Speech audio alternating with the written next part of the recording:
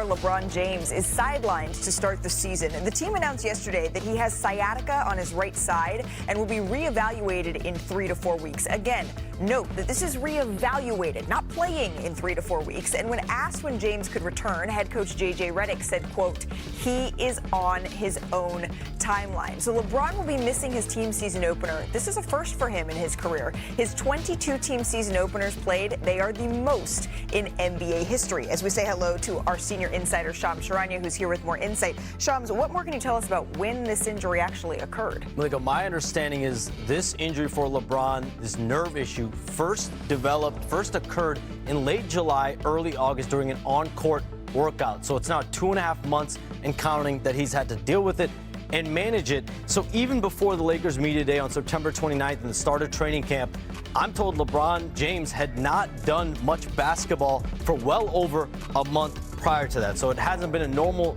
routine summer for him. He's a creature of habit. We know that, the way he maintains his body. So for him to be out to start the season and miss his first ever opening night, it shows an admission by him and the Lakers that he needs more time to ramp up, get into basketball shape, get into the right basketball conditioning that he is accustomed to. He's not there yet. And that's concerning, right? When you hear that it's been 2.5 months that he's been dealing with this and still 3 to 4 weeks before even being reevaluated here. I want to bring in our injury expert here, Stefania Bell, into the conversation in the show. Stefania, can we just back up for 1 second? What is sciatica and how long could James be out here? Sciatica, really simply, is irritation, inflammation, or compression of the sciatic nerve. It's all in the name. And the trick is trying to figure out what is the origin source of it, because there are many, many things that can cause sciatica. It can be caused by a problem up in the lumbar spine or low back, like a disc problem or inflammation that's irritating the nerve. It can be caused where the nerve passes through the hip muscles by compression or irritation there. And the sciatic nerve has this distribution where it passes through the glutes, down the hamstring, behind the knee, into the leg, and branches into the foot and toes. And you can really have pain, burning, numbness, tingling, whatever your particular symptoms are, anywhere along the pathway of that nerve. So wide range of presentations, wide range of resolutions in terms of time. For treatment, you can treat it conservatively with physical therapy. You're really trying to get the irritation and inflammation to settle down. More aggressively, sometimes an oral course of steroids or an epidural steroid injection if it is in fact associated with the spine. So again, quite the spectrum of possibilities depending on what the actual source is. And when you talk about time frames, could be a couple weeks. Sometimes it's a few months, and sometimes it recurs. Oh, and that is not good news right there. We don't know what exactly of LeBron James's, the symptoms that LeBron is experiencing, of all the symptoms that you just mentioned here. But I'm curious, Stefania, does age at all play a factor in this?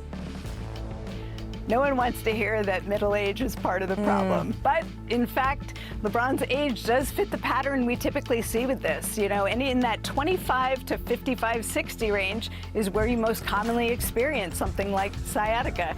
And, you know, he's right in that age pattern where that is going to be something that could crop up for him. And we know he's had some issues in the past, other orthopedic issues with the core, the glute. Maybe there's something going on with his low back. That would be normal. We call it age-related degenerative changes, and while that sounds drastic, it's just part of aging. And certainly as an athlete who's played at the level he has for years, you expect to see some age-related changes. So age not the only reason, but it can certainly impact why it's presenting and also how long it takes to recover. Well, I'm looking at all of these high-flying highlights here of LeBron James, and I think, yes, you're saying all of these things are quote-unquote normal for this age group, but when you've seen someone perform at a superhuman level for so many years, it's still a little bit unnerving to hear about these issues that he's having as he's working to enter his 23rd season here. Stefania Bell, thank you so much for your time and explaining to us all of that here on NBA Today. If y'all are wondering what the Lakers look like with and without LeBron James, here it is. Since 2018-19, when he joined the Lakers, LA is 248 and 171 with LeBron James on the court. Off the court, 56 and 78. I take this with a grain of salt because remember, Luka wasn't here for a whole lot of those games. But now let's welcome in our senior writers, Brian Windhorst, NBA champ Kendrick Perkins, into this conversation. Brian, I'm going to start with you here. Just your reaction to seeing this news as well. Let me deal with the elephant in the room, because I know I got a lot of text messages about this when the Lakers announced it, and I'm no Stephania Bell, but a 40-year-old who plays golf. People were asking me, was this a golf-related injury? Because LeBron played golf all summer, and sciatica is something that happens to golfers. Let me just point something out. For a golfer, a right-handed golfer, sciatica typically happens on your left side because that's where the torque is. That's where the turn is, although LeBron doesn't lead the league in making great turns, but he's getting better, So this is an injury that is related to basketball. But I want to point something out. LeBron has had an injury at the beginning of the summer.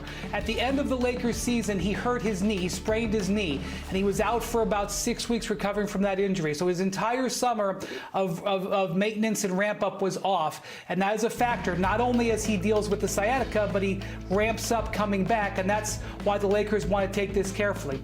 The second thing is, LeBron in his career has had disc issues in his back, and I'm not saying that's what leads to the sciatica. As Stephania said, there's a number of reasons that can lead to this, but several times in LeBron's career, he has had to have epidural shots, which Stephania detailed, to deal with lower back inflammation, and he has always recovered very well from them. So while this is certainly a blow to the Lakers' early season, I think there is a lot of reasons to go slow with LeBron, and the thing to remember, they don't need LeBron to be at his best in November and December. They need him after the new year into the spring.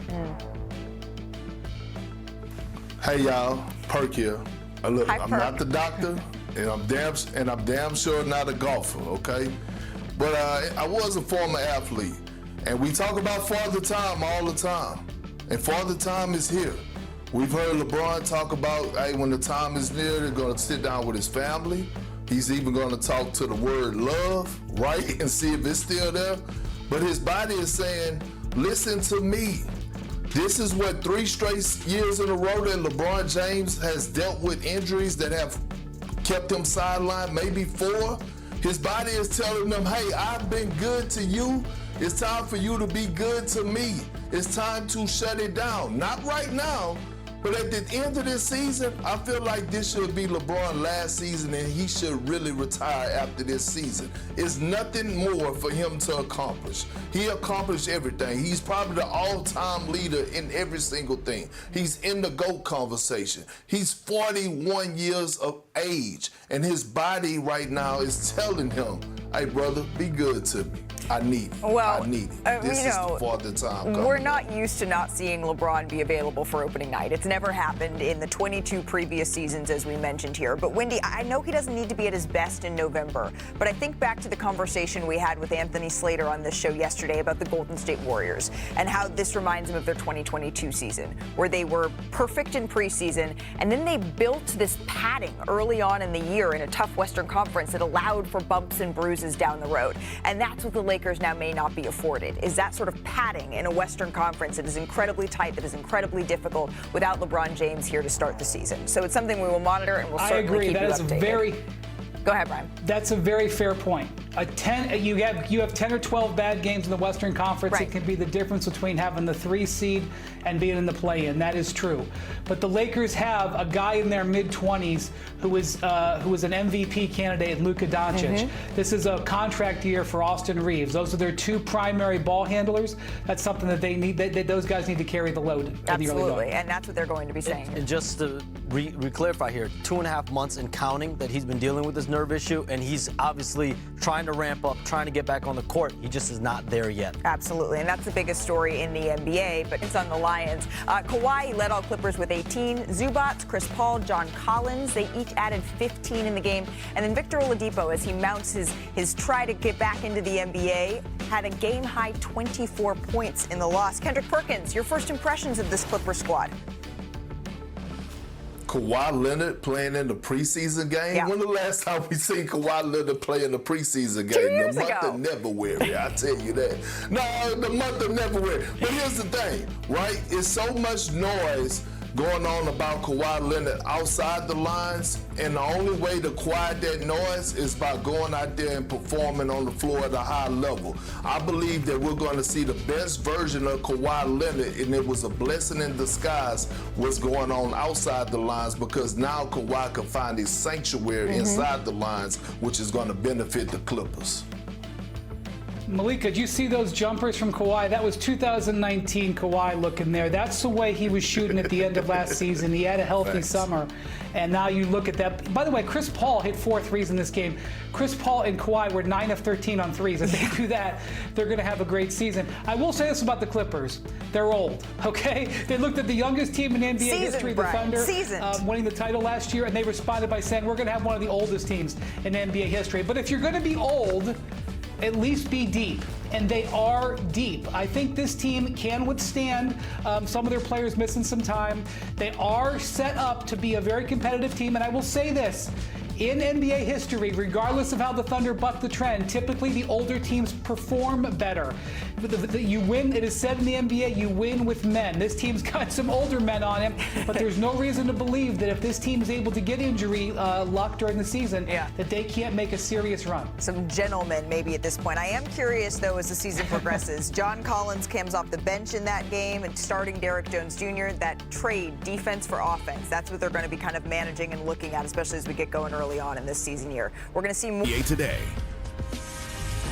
From friends to foes. Well, sort of. They're still friends. But Anthony Edwards, Karl Anthony Towns reunited in the Garden for a little tune-up game. We'll show you how this one went down. We're going to pick it up in the first quarter with Anthony Edwards here. We know he's been working a lot on his floater, but right here, banking the layup after a nice little hezzy. And then later in the first, Brunson diving for the loose ball, lobs it up to Yabusele, who finishes the dunk there. And then a couple possessions later, Karl Anthony Towns drives to the bucket, finishes that tough layup plus the foul.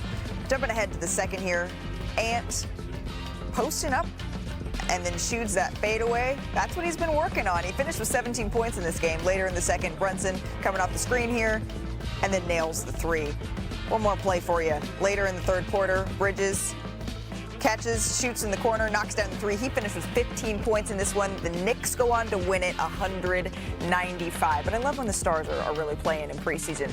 The trade, it's kind of worked out for both sides, right? The Knicks and the Wolves, they both made their respective conference finals, and Minnesota re-signed Julius Randle this offseason. So let's go coast to coast, a little bit more preseason action around the association. Why don't we start with the reigning champ OKC Thunder? No, not that play. It'll have to wait a little longer. That's where All-Star Jalen Williams still isn't shooting jumpers with his right hand. He's recovering from that summer wrist surgery. Remember, Coach Mark Dagnall said he's, quote, where he's supposed to be. J-Dub averaged a career-high 21 points per game last season. Nonetheless, his superstar teammate, SGA, made his preseason debut, 16 points, 7 of 9 from the field. Perk, could he win back-to-back MVPs here? Absolutely. Do bacon come from pigs? You damn right he can. This man is not satisfied, Malika. This man wants it all. You think he's satisfied with an MVP and the finals MVP and the championship? No. He is really striving for greatness. Like LeBron James said, he wants a legendary career. He's going to have that, and the MVP belongs to him until somebody else takes it. Sorry to cut you off, Perk. We got to go to the Cavaliers. They're in Chicago taking on the Bulls. Donovan Mitchell led the way, 22 points. Evan Mobley, 21. Brian, can they be the best 1-2 punch in the East? Well, let me point out that there was only one team last year that had two guys on the top two All-NBA teams, and it was the Cavs, with first team Donovan Mitchell, second team Evan Mobley. So, yeah, they've already proven that they can be two of the top 10 players in the league. And by the way, DeAndre Hunter had 20 points for the Cavs last night as well. Bon Temps would say Cavs Corner, checking in, sticking in the East. Jason Tatum, still recovering from a torn Achilles. He posted this video dunking. Perk, it's only been 5 months since his surgery. I just have to applaud him, Malika. Look, the words that I got back from my sources in Boston is that they had to close it. They have to close the gym down and tell him to stay home. That's how much he has put into his rehab, and it is showing. Perk sources. From Boston to Los Angeles, that's where LeBron James will be sidelined at least 3 to 4 weeks due to sciatica on his right side. He will be out for the start of the 2025-26 NBA season. It's the first opening day LeBron will miss in his 23-year career. Now, once he's back on the floor, he enters a record 23rd year. Plenty of milestones left on the board. He's just 2 3-pointers away from passing Reggie Miller for 6th all-time there. You can see LeBron can also move up into the top 3 in assists this year. 508 away from moving past Jason Kidd. That's a bar he's cleared 14 times in his career. And he can also become the all-time leader in made field goals. He's 350 away from passing Kareem. And then games played. 50 away from passing Robert Parrish for the all-time mark there. So still plenty for LeBron James to achieve as we welcome in our reporter who covers the